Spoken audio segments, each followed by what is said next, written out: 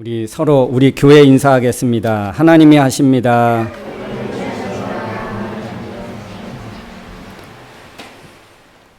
여러분, 최근에는 참 지구촌 곳곳에 얼마나 참담하고 암담한 사건들이 많이 일어나고 있는지 모릅니다.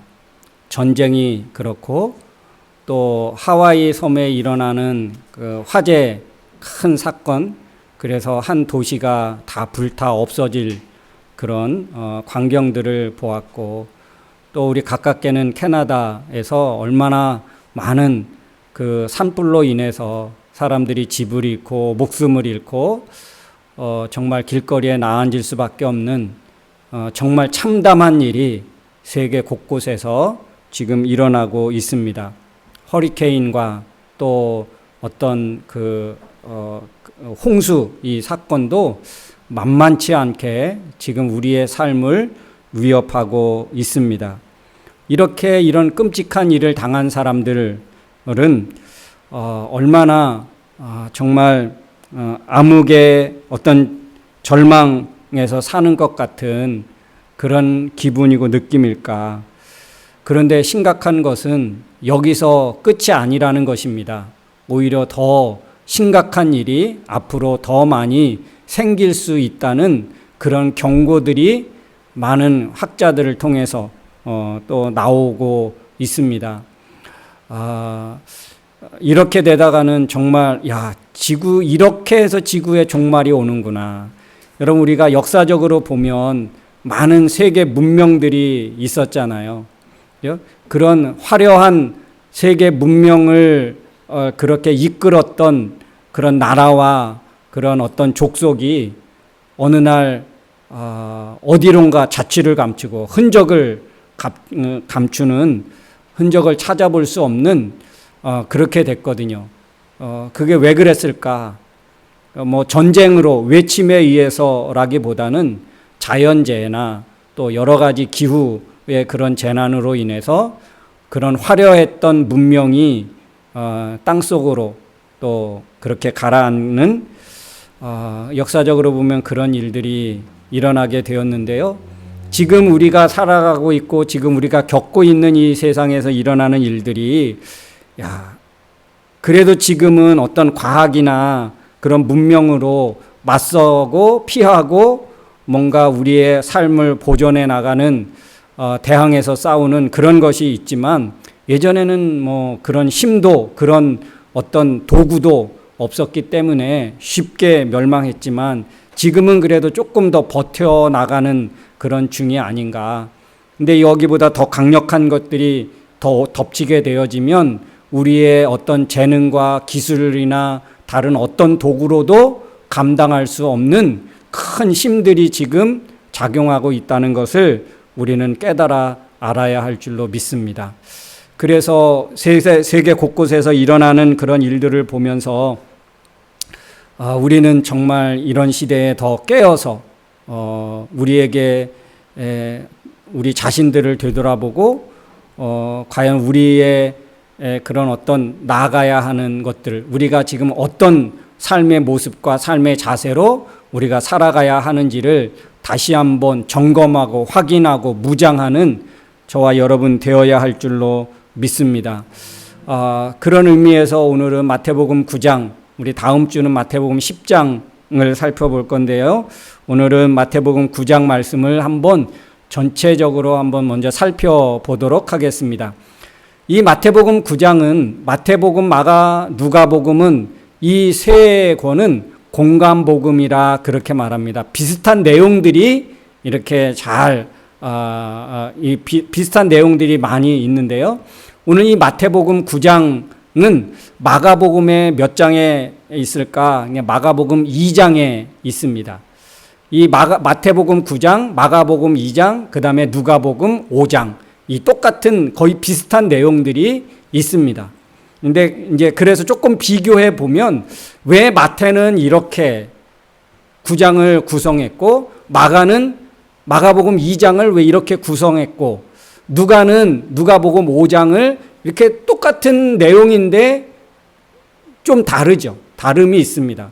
근데 누가는 왜 이렇게 똑같은 사건인데 왜 조금 다르게 이렇게 구성을 했을까 한번 살펴보면 마태의 의도가 있고 마가의 의도가 있고 누가의 의도가 있고 그 의도들을 하나님이 마태에게 허락하셨고 마가에게 허락하셨고 또 누가에게 허락하셨다는 것을 우리가 알 수 있습니다.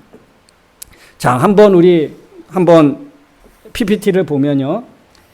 이 마태복음 9장 1절로 8절의 내용은 뭐냐면 한 중풍병자가 있는데 친구 4명이 들것에 들고 예수님에게 가서 내려놓고 사람이 많으니까 지붕을 뜯어서 그 중풍병자를 내려놓습니다. 그럴 때 예수님이 그 중풍병자의 친구들의 그 믿음을 보시고 내 죄의 사함을 받았다. 그렇게 하나님이 그래서 중풍병자를 고쳐주시거든요. 근데 이게 마태복음 9장 1절로 8절에 나오고 마가복음 2장 1절로 12절의 내용이고 또 누가복음 5장 17절부터 26절의 내용입니다. 근데 마태와 마가는 이 첫 시작하면서부터 이 중풍병자 이야기를 하는데 누가는 중간에 17절부터 이제 그렇게 이 중풍병자 사건을 기록합니다. 자, 그 다음에 마태복음 9장 9절부터 13절의 내용은 이제 예수님의 제자 중에 한 사람을 부르는데 레위 마태, 그 세리 마태라고 하고 마가복음 누가복음에는 레위라고 그렇게 부르는데 그는 바로 마태를 이야기합니다. 이 마태는 세리였습니다. 세리. 그래서 이제 이 세리라고 하고 또 레위라고도 하고 마태라고도 합니다.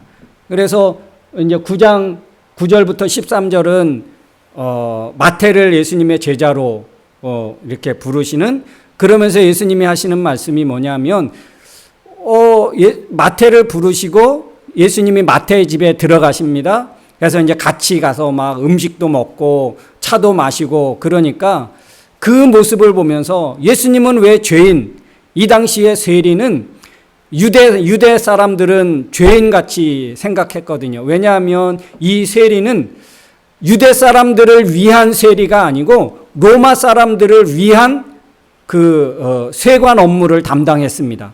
그래서 유대 사람이지만 유대 사람들에게 세금을 빼앗아서 세금을 걷어서 때에 따른 세금을 강탈해서 일부는 자기의 어떤 그 보수로 챙기고 나머지는 로마에다가 상납하는 그러한 일을 했기 때문에 이 유대 사람들은 이 세리를 매국노, 나라를 팔아먹고 동족의 피를 빨아먹는 그런 악한 사람이라고 그래서 되게 멸시했습니다. 죄인시 여겼습니다. 유대 사회에서는 좀 왕따된 그런 사람인데 그런 세리 마태를 예수님이 제자로 삼으신 거예요. 그러다 보니까 이제 뭐 서기관과 바리새인들, 유대의 어떤 그 핵심 그룹들이 왜 예수님은 죄인들과 함께 먹고 마시느냐? 그럴 때 예수님이 말씀하시죠. 나는 이 세상에 건강한 사람을 위해서 온 게 아니고 의사는 건강한 사람에게 필요 없다. 의사를 필요로 하는 거는 병든 사람. 이런 사람이 의사를 필요하듯이 나는 건강한 사람을 부르러 온 것이 아니고 나는 약한 자, 병든 자, 죄인을 부르러 왔다. 그들을 회개하게 해서 하나님을 믿게 하고 그 역할을 하기 위해서 나는 왔다라고 주님이 말씀하세요. 자, 그래서 마가복음 2장 13절부터 17절의 그 내용이고 또 누가복음 5장 27절부터 32절 내용이 바로 이 내용입니다. 그 다음에 마태복음 9장 14절부터 17절 내용의 말씀은 요한의 제자들이 예수님께 와서 예수님, 요한의 제자들과 바리새인들은 금식하는데 왜 예수님의 제자들은 금식하지 않습니까? 그래요. 이 당시에 금식한다는 것은 어떤 의미를 갖냐 하면 금식한다 이 말은 나는 이만큼 경건하게 살아. 나는 이만큼 하나님의 어떤 의를 위해서 사는 사람이야. 나는 너희들 금식하지 않는 사람들하고 나는 달라. 그래서 이 바리새인들이나 그 에세네파라고 하는 요한의 그런 세례 요한의 그 파들은 일주일에 막 3일씩 4일씩 금식을 합니다. 금식을 많이 하면 그만큼 경건하고 그만큼 종교성이 강해서 이 사람들에게 좀 자기 과시욕을 그렇게 할 수 있고 더 어떤 사람들에게 인정 욕구가 강한 거예요. 그래서 야, 저 사람은 정말 우리 평범한 우리하고는 좀 다르네. 굉장히 이렇게 거룩하구나. 정말 존경할 만하구나. 이렇게 생각했다는 것이죠. 그래서 사람들에게 금식한다는 것을 티를 내면서 하는 거예요. 그래서 많이 다니는 길가에 나가서 머리도 감지도 않고 이제 어떻게든지 티를 내는 거예요. 배고픈 티를 내든지 금식한다는 그 티를 내는 거예요. 그 모습을 보면서 야, 저 사람 경건하구나. 신앙 좋다. 이렇게 인정해 주기를 원해서 금식을 한다는 거예요. 예수님은 그들의 금식하는 이유와 목적을 아는 거예요. 정말 믿음 갖고 금식하는 게 아니고 사람에게 좋은 평가받고 사람에게 인정받기 위해서 금식한다는 것을 예수님이 아시고 오늘 말씀하시는 거예요. 야, 신랑이 잔치집의 주인이 이제 신랑과 신부잖아요. 근데 신랑이 잔치집에 있을 때는 금식하냐? 잔치가 벌어지고 있는데 그 잔치에서 금식하는 사람이 어디 있냐?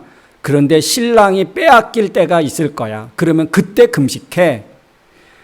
내 제자들은 지금 뭔가 보이기 위해서, 드러내기 위해서, 인정받기 위해서 믿음과 신앙이 좋은 것을 티내기 위해서 금식한 게 아니고 정말 이제는 나를 잃을 때가 언제요? 십자가에 빼앗기는 때가 오는 거죠.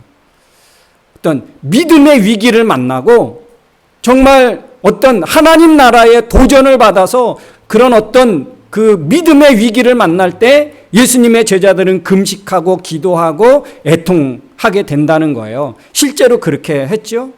그러니까 그런 말씀을 예수님이 하시는 거예요. 금식은 그렇게 하는 게 아니고 이제 나중에 이렇게 할 거야. 그러면서 이제 지금은 새 시대가 왔다. 지금은 이제 그 말씀을 오늘 14절부터 17절 내용을 좀 이따 조금 이제 따로 더 구체적으로 살펴보려고 합니다. 자, 그리고 이제 그래서 앞에 장 보면 마가복음 2장 18절로 22절 말씀이 금식에 대한 내용을 하시는데 그 이어서 나오는 게 뭐냐 하면 마가복음에는 23절부터 이제 안식일의 주인이 누구냐? 예수님의 제자들이 막 이렇게 길을 가는데 이제 밀밭 사이를 가면서 밀을 떠다가 해서 막 이렇게 부셔 먹어요. 여러분은 잘 모르는데요. 옛날에 저는 시골에서 자라서 벼농사도 하고 밭농사도 하고 밀 농사했어요. 밀이 뭘 만드냐면 밀가루 만드는 거예요. 밀가루. 그런데요, 이 밀은 어떻게 하냐면 이게 익잖아요. 그러면 딱 따가지고 이렇게 막 문대면 이렇게 그 쌀알 같은 게 나오거든요. 그거를 입에 넣고 씹어요. 그러면 뭐 같이 되는지 아세요? 장로님 뭐 같이 돼요? 껌 같이 됩니다. 껌. 예. 그래서 이게 어떤 끈적끈적함도 있고요. 쌀처럼 이게 많이 씹어서 쉽게 없어지지 않는 거예요. 그래서 이 제자들이 가면서 이 밀을 해가지고 워낙 먹을 것도 없고 배가 고프니까 이 밀 이삭을 해다가 막 이렇게 씹으면서 가는 거예요. 그러면서 왜 안식일에 그렇게 예수님의 제자들은 이 추수하는 거잖아요. 한마디로. 왜 안식일에 일을 합니까? 그랬더니 예수님이 이제 난 안식일에 안식일이 누구를 위해서 존재하느냐? 나는 안식일의 주인이야. 그러면서 이제 예수님의 안식일에 대한 말씀을 누가복음 바로 23장부터 마태복음 2장 22절까지는 금식에 대한 이야기고 곧 이어서 이제 안식일의 주인에 대해서 마가복음은 이렇게 기록하고 있어요. 근데 다음에 보면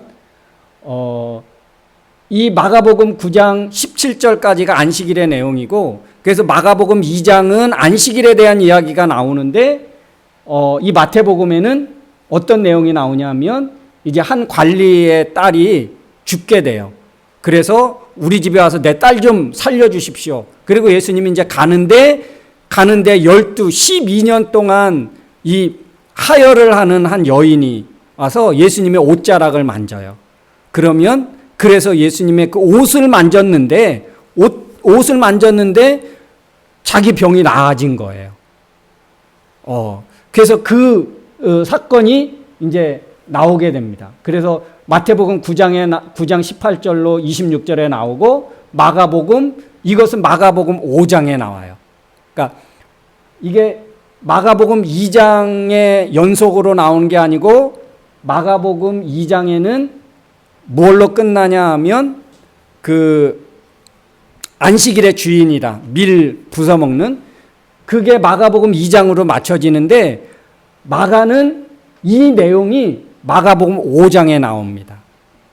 3, 4장을 띄고 5장에 기록되어져 있는데, 근데 마태는 이것을 마가복음 5장에 있는 사건을 갖다가 이 어떤 금식하는 것 그 다음 사건으로 그렇게 배열을 했다는 거죠. 그러니까 마가와 마태의 차이점이 있는 거예요. 그죠? 자, 그리고 마태복음 9장 27절부터 38장까지는 이거는 마가복음에도 없고 누가복음에도 없고 요한복음에도 없습니다. 마가복음 9장 27절로 38절의 내용은 마태복음에만 나오는 사건이에요. 예. 이렇게 좀 다르죠.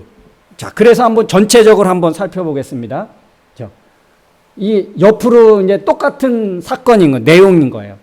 마가복음 9장 1절로 8절이 마가복음 2장 1절로 12절, 누가복음 5장 17절, 26절. 예, 요렇게 같은 거예요. 근데 마가복음 2장은 안식일에 대해서 끝나고 마태는 9장 18절부터 여기서 바로 이어지는데, 마가복음 5장의 사건을 마가복음 9장에 배열하고요. 예, 이렇게 해서 마태복음 9장까지 맞춰집니다. 그러면 마가복음은, 마가의 의도는 뭘까? 마가의 의도는 새 시대가 왔다는 거예요. 새 시대가 왔다. 그래서 새 시대의 주인은 예수님이다. 새 시대의 안식일의 주인은 예수님이라는 것을 어떤 한 주제로 보면 생각해 볼 수 있고, 그러면 마태는 마가복음과 좀 비슷하지만 5장의 사건을 9장에 놓고 마태복음에만 기록되어져 있는 것을 통해서, 그럼 마태복음 9장을 통해서 그러면 어떤 메시지를 담고 싶었을까? 마태는 어떤 메시지를 9장에서 담고 싶어 했을까요? 그래서 오늘 저는 이 마태복음 9장의 내용을 조금 더 살펴보면 그렇습니다. 이제 1절부터 17절까지 전체 내용을 보면 어떤 그 중풍병자 살리고, 또 마태를 제자 삼고, 그리고 금식하는 거를, 그 내용을 담고, 이렇게 보면 중풍병자, 스스로 움직이지 못하는 사람이죠. 그런데 예수님이 고쳐주십니다. 당시에는 이 사람이 고침받았다 그러면 누구를 통해서 이게 이제 완전히 고쳐졌다, 새 사람이 됐다, 이게 승인이 되냐면 제사장이에요. 제사장. 그래서 오늘 이 마태복음 9장 1절로 17절 말씀으로 보면 이것은 예수님의 죄의 문제를 해결하기 위해서 오셨다. 그래서 예수님을 통해서 이제 새 시대가 열렸다. 죄에 머물러 있지 말고 예수님의 사역에 이제 사역이 시작되었다. 그리고 이제 이어서 마태복음 9장 18절부터 뒷부분에 보면 이제 병자가 나오는데 어떤 병자가 나오냐면 이제 관리의 딸이 죽지요. 12년 동안 혈류증을 앓던 여인이 나오죠. 그리고 두 소경이 나옵니다. 앞을 보지 못하는 두 소경이 나오고 또 9장 32절부터 34절에는 뭐냐 하면 그 귀신 들려서 듣지 못하고 말하지 못하는 사람에 나와요. 근데 이 사람들을 고쳐주거든요. 자, 죽었습니다. 또 혈류증 앓는 여인을 고칩니다. 이건 뭐와 연결될까요? 생명과 연결된 거예요. 생명. 피를 많이 쏟습니다. 그러면 어떻게 될까요? 죽죠. 피는 생명과 연결된 거거든요. 관리의 딸 죽습니다. 근데 예수님이 고쳐주셔요. 그래서 생명과 연결되고 두 소경과 또 이 귀신 들려서 말하지 못하고 듣지 못하는 사람 뭐예요? 눈, 그 다음에 입. 두 소경 보지 못하고 듣지 못하고 말하지 못하고 무엇입니까? 듣고 보고 말할 수 있게 하고 생명을 건진받아요. 생명을 건진받고 드디어 말하기 시작하고 드디어 보기 시작하고 드디어 이제 사람으로서 정상적인 그런 생활을 하기 시작되어진다는 것이죠. 그걸 통해서 무엇입니까? 이 사람들을 보면 어떤 인생을 살았을까? 제가 맨 처음에 서두에 말한 것처럼 좀 참담한 인생을 사는 거예요. 암울한 인생을 사는 거예요. 조금 더 쉬운 표현으로 하면 동굴 같은 곳에서의 삶이 시작되는 거예요. 동굴 같은 삶. 여러분, 우리가 이게 TV에서 이렇게 보면 막 여행 프로그램이 많이 나오잖아요. 그러면 그런 곳에 여러분 여행할 때 꼭 중국이나 베트남 가면 꼭 가는 여행 코스가 있습니다. 어딘가요? 동굴. 베트남도 보니까 다낭 그쪽 가면 동굴이 나오는데 정말 신기하고 여러분 근데 그 동굴 탐험을 하고 동굴의 관광 코스가 되고 그런데 거기에 뭐가 있기 때문에 여러분 그런 코스로 잡는지 아십니까? 막 신기한 동굴 속에서의 어떤 신기한 것 때문에가 아니라 빛이 있기 때문에 그 동굴이 관광 코스가 되는 거예요. 만약에 빛이 없어서요. 빛이 없는데 여러분 그 관광 코스로 잡을 수 있습니까? 동굴은요, 여행 관광 코스로 잡는 것은 빛이 있기 때문에 그게 가능한 거예요. 근데 여러분, 실제로 동굴 같은 삶은 어떤 삶일까요? 막 냄새나고, 미래가 불투명하고, 앞이 분간이 안 되고, 그곳에서 빨리 나오고 싶어 하는 게 그 속에 들어가면 이게 사람의 욕망이 아니겠습니까? 그런데 오늘날 대부분 많은 경우를 보면 동굴 같은 삶을 삽니다. 마태복음 9장에 나오는 이 사람들은 동굴 같은 삶을 산 거예요. 한마디로 어두운 인생을 살고 그 인생에 막막한 인생을 살아가는 그런 그들의 삶의 처지를 보여주고 있습니다. 그런데 예수님이 그것을 보게 하고 듣게 하고 말하게 하고 걷게 하고 사람답게 살게 하고 그 사람의 인생에 빛이 비치게 된 거예요. 근데 여러분 대부분 많은 사람들은 이 동굴 같은 삶을 살면서도 그걸 잘 모릅니다. 깨닫지를 못합니다. 그래서 그들에게 보여지는 어두운 미래, 끝이 안 보이고 어두움에 막히고 어두움으로 그냥 인생이 끝날 것 같은 절망의 늪에 더 빠져가는 그런 경우를 만나면서도 전혀 깨닫지 못하고 그냥 인생은 이렇게 되는가 보다 하고 그냥 지나가는 것입니다. 근데 여러분, 그래서 사람들은 어떻게 합니까? 환경을 바꿔보면 좀 낫지 않을까? 그러죠. 뭐 이곳에 온 우리는 다 그런 것은 아니지만 때에 따라서 한국에서 살다가 막 어떤 조금 더 어쩐 환경을 바꿔보면 내 인생이 더 좋아지지 않을까? 사람을 피해서 가면 그 사람 안 보고 그 사람 피해 가면 좀 더 나아지지 않을까?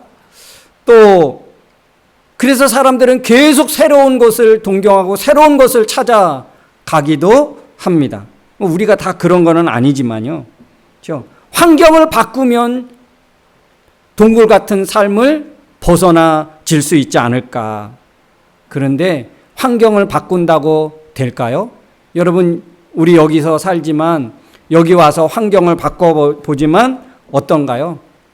뭐 여전히 마찬가지죠. 그런 절망 가운데 살아가는 동굴 같은 곳에서 사는 사람도 이곳에 많이 있지요. 근데 여러분, 그런 사람들이 점점 늘어가고 있다는 것입니다. 뭐 여러분도 매스컴을 통해서 듣겠지만 샌프란시스코나 LA가 정말 마약 도시로 점점 그렇게 되어져 간다고 하고요. 우리 여기 밴쿠버 헤스팅이나 이 점점 지역이 확대되고 있습니다. 서리, 강 건너까지도 가면 정말 낮에 가도 제정신이 아닌 사람들이 막 돌아다니고요. 그냥 우통 다 벗고 목욕도 안 하고 그냥 그렇게 사는 사람들이 이게 점점 늘어가고요. 점점 지역이 확대되고 있다는 사실입니다. 여러분, 우리는 과연 어떻습니까? 여러분의 인생은 빛 가운데서 삶이 펼쳐지고 있는가? 아니면 정말 동굴 같은 인생을 살아가고 있는가? 한번 우리 자신들을 한번 점검하고 되돌아봐야 할 줄로 믿습니다. 자, 오늘 이제 14절부터 17절 내용의 말씀이 그럽니다. 아까도 이야기했지만 이들은 금식하는 거를 이제 들고 예수님에게 도전해 오는 거예요. 왜 예수님의 제자들은 금식하지 않고 왜 경건한 믿음과 경건한 신앙생활 하지 않습니까? 그럴 때 예수님이 그러죠. 잔치집에 신랑과 함께 잔치하는 중에 누가 슬퍼하느냐? 그러나 신랑을 빼앗길 날이 있는데 그때는 금식하게 될 거다. 십자가에 빼앗길 때가 오게 되는데 신앙의 공격을 받을 때가 오는데 그때는 알아서 다 금식하게 될 거다. 그러면서 예수님이 하신 말씀이 뭐냐 하면 그래요. 어떤 사람이 옷이 헤어졌습니다. 오늘날은 옷을 일부러 찢어서 입는 사람도 있지요. 찢어진 옷을 비싸게 주고 사는 사람도 있지요. 그죠? 근데 저희 같으면 아마 다 기어서 입을 거예요. 아마 우리 장로님 권사님은 그냥 옷을 다 기워서 아마 줄 거예요. 재혁이가 옷 찢어진 옷 입고 어디서 넘어져가지고 찢어져 갖고 왔어? 그러면서 꼬매줄지도 모르겠습니다. 근데 우리 청년들은 어때요? 아주 비싸게 주고 사죠. 그죠? 근데 여러분, 옷이 찢어졌습니다. 보통 찢어지면 옛날에는 그 옷을 기어 입었습니다. 깁는다는 게 뭐냐면 옷 수선하는 거예요. 수선해서 입습니다. 그러면 그 옷 수선해서 입는 어떤 천을 또 합니까? 아주 새 천을 오려서 찢어진 옷을 이렇게 기울까요? 수선할까요? 아니죠. 낡아서 버릴 옷인데 그걸 놨다가 더 좋은 옷을 이렇게 수선해서 입지요. 근데 어떤 사람, 오늘 예수님 말씀하시기를 그 헤어진 옷, 찢어진 옷이 있는데 좋은 천, 쌩쌩한 천, 옷을 새로 만들어 입으려고 했던 그 천을 가져다가 오려서 찢어진 옷을 갖다 이렇게 수선하는 사람이 있을까요? 보통은 좋은 천이 있으면 나중에 이것 가지고 우리 아이 옷 만들어줘야지. 내가 옷을 저 전도사 때만 해도 양복을 사지 않고 양복을 맞춰 입고 그랬거든요, 직접. 그때는 그래서 천으로 옷을 만들어 입고 이렇게 흔했어요. 근데 오늘날은 그러지 않죠. 새 천이 있으면 그렇게 활용하지요. 그게 새 천을 활용하는 어떤 지혜입니다. 그런데 오늘 예수님이 말씀하시기를 그렇게 헤어진 옷을 좋은 천을 오려다가 그렇게 수선해서 입는 사람이 어디 있느냐. 그렇게 되면 그 새 천이 더 쌩쌩하니까 이게 더 어떤 주변에 있는 낡은 옷들을 딱 끌어당기면 이게 옷이 더 많이 찢어진다는 거. 못 쓸 옷으로 된다는. 처음에는 야, 정말 좋은 천으로 수선했으니까 이거 잘 많이 입겠다 하지만 이게 더 낡으면 낡을수록 이 옷은 더 크게 헤어질 수밖에 없지요. 그래서 예수님 말씀하시는 거예요. 이 버릴 천으로 가져와서 찢어진 옷을 수선한다. 이렇듯이 포도주를 담는데 낡은 그 통, 낡은 가죽 부대, 이 포도주를 담는 통이 있겠죠? 새 포도주를 담습니다. 그러면 그 낡은 것으로 갖다가 새 포도주를 담아버리면 그 통에서 포도가 어떻게 되겠습니까? 발효돼요. 발효되면 어떻게 됩니까? 팽창이 돼요. 그래서 이 포도주가 포도주를 담는 이 부대, 이 통이 든든하지 않으면 어떻게 될까요? 터져버립니다. 그러면 부대도 못 쓸고 포도주도 못 쓰고. 그래서 예수님 말해요. 새 포도주는 새 부대에 담아야 된다. 이렇게 말씀하시거든요. 여러분, 새 포도주는 뭘 말할까요? 새 포도주는 예수님, 하나님의 나라, 복음, 이것을 말하는 거예요. 그러면 새 부대는 뭘 말할까요? 그러면 낡은 가죽 부대가 있을 거 아니에요. 새 부대가 있으면 낡은 가죽 부대. 낡은 부대는 무엇입니까? 율법적인 사고, 율법적인 세계관, 옛것. 그 옛것을 붙잡으니까 예수님이 이 세상에 오셨어도 예수님의 혜택을 못 보는 거예요. 그 당시에 누가 그랬습니까? 서기관과 바리새인들, 당시의 종교 지도자들. 이들은 구약을 붙잡고 율법을 붙잡고 전통을 붙잡다 보니까 예수님의 혜택을 못 봐요. 예수님의 은혜를 받지 못하고 예수님과 함께 하나님의 나라를 꿈꾸지 못하고 하나님의 나라를 위해서 이들은 일한다고 했지만 예수님과 함께 하나님의 나라를 일하는 자가 되지 못하는, 그러니까 예수님과 정반대의 길을 가게 된 거예요. 얼마나 어리석은 일입니까? 예수님을 보고 이해하려고 하지 않고 도무지 예수님이 해석이 안 되는 거예요. 예수님의 가르침이 해석이 안 되는 거예요. 중풍병자 세리마태, 죄인 취급하는 세리마태, 관리의 딸이 죽고 12해를 혈류병으로 앓고 두 소경 귀신 들려 말 못하는 사람, 동굴 속에서 절망 속에 사는 사람들을 예수님은 고쳐주셨고 치료해 주셔서 그 인생의 빛을 경험하게 해 주셨습니다. 그래서 그들로 하여금 예수님이 어떻게 하셨습니까? 인생 살아볼만 하구나. 예수님의 혜택을 본 사람들은 정말 인생 살아볼만한 것이구나. 그렇게 생각할 수 있었고요. 나에게도 하나님의 빛이 비치는 그런 비출 수 있구나. 이 예수님을 만난 사람들마다의 고백이었습니다. 나에게도 행복은 있을 수 있구나. 나에게도 희망이라는 게 있을 수 있구나. 나에게도 꿈이라는 게 있을 수 있구나. 동굴 같은 삶에서 희망의 세계가 열려졌고요.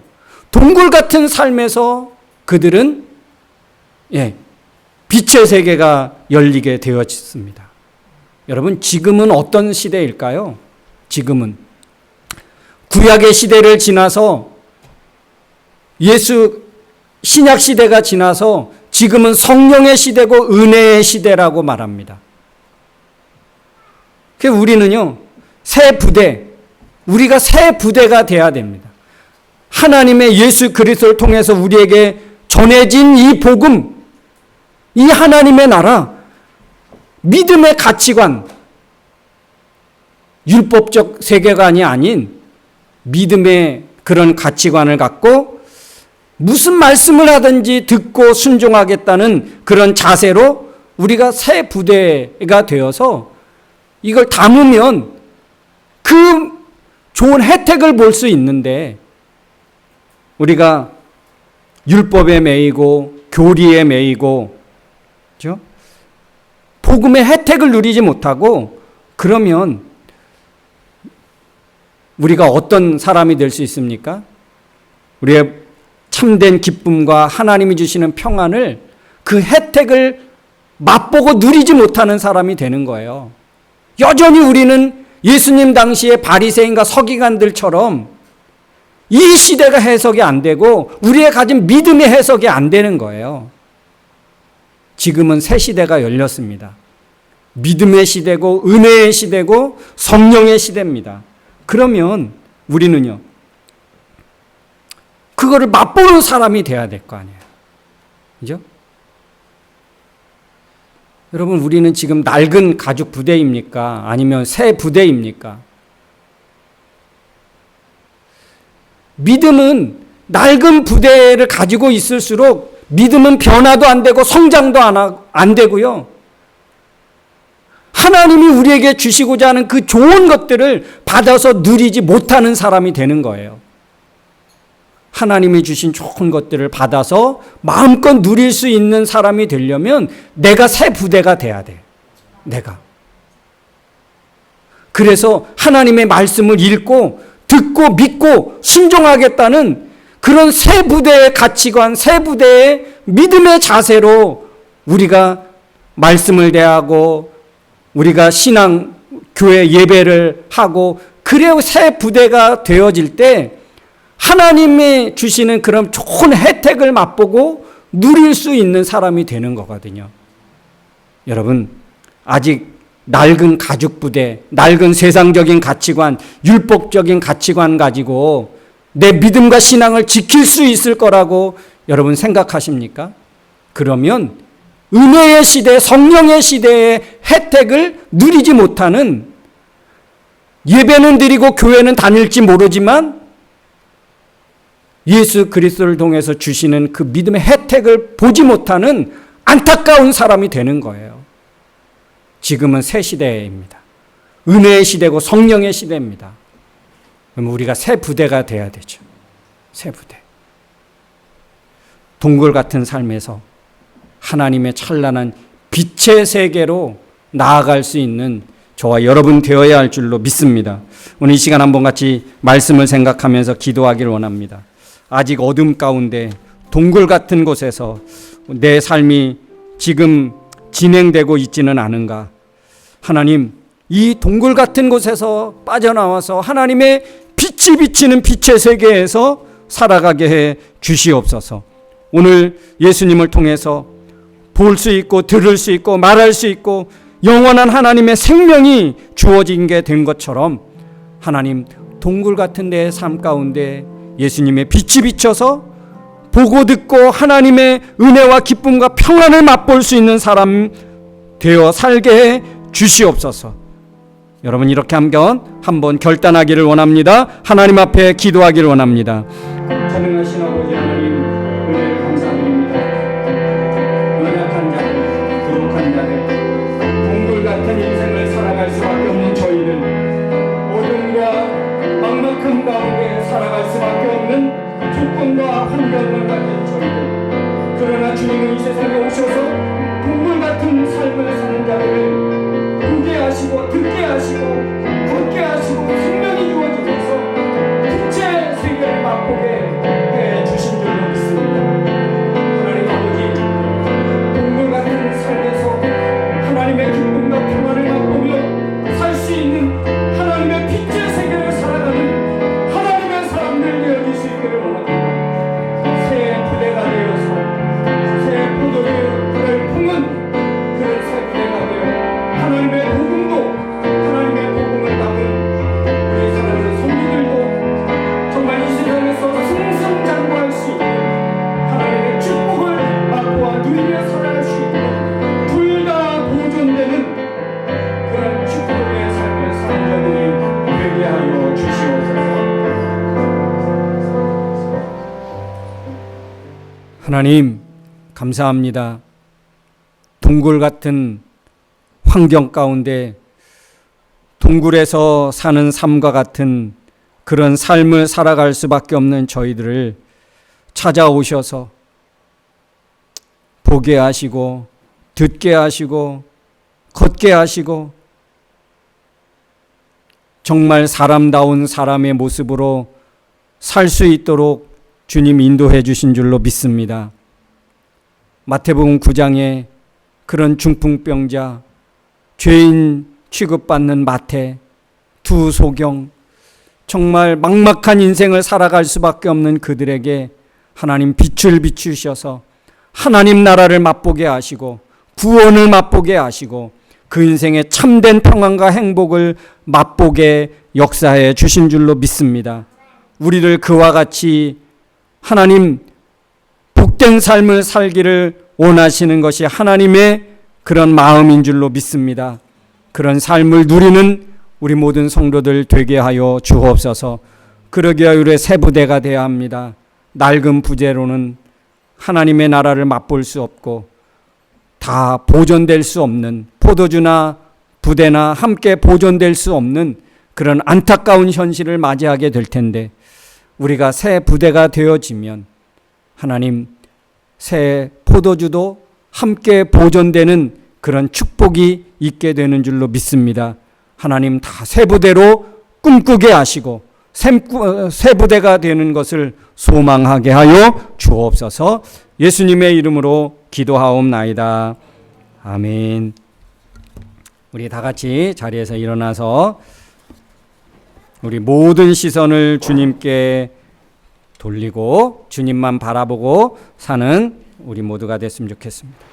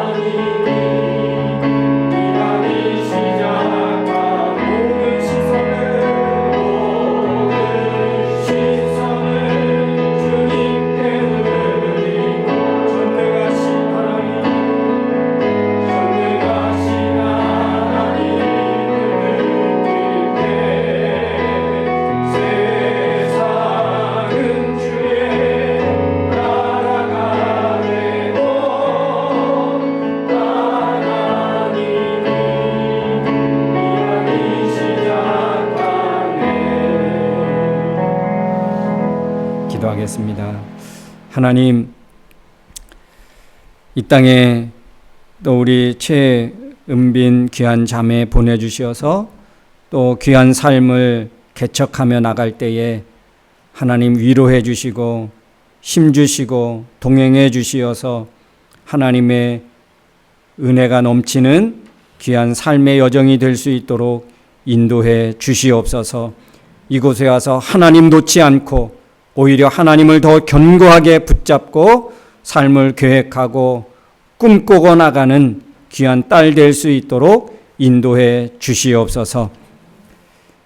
이제는 우리 인생의 길이요 진리요 생명이 되신 예수 그리스도의 은혜와 예수님을 통하여 영원한 하나님 나라를 소망 두고 살아갈 수 있도록 우리를 사랑해 주신 하나님 아버지의 크고 넓으신 사랑하심과 이 험한 세상 저희들 홀로 두지 아니하시고 지금도 살아서 우리 삶의 배후에서 역사하시고 위로하시고 격려하여 진리의 길로 이끄시는 성령님의 능력이 오늘도 동굴 같은 삶이 아니라 예수님을 통해서 주시는 빛의 세계를 맛보며 살기로 마음에 다짐하고 결단하고 돌아가는 사랑하는 성도들 머리머리 위에와 그리고 새 학기를 맞이하여 또 학교 생활을 감당해야 되는 우리 모든 자녀들 머리머리 위에 그리고 우리 사랑하는 성도들의 모든 가정과 생업 위에 세계 평화 위에 이제부터 영원토록 함께 있을지어다. 아멘.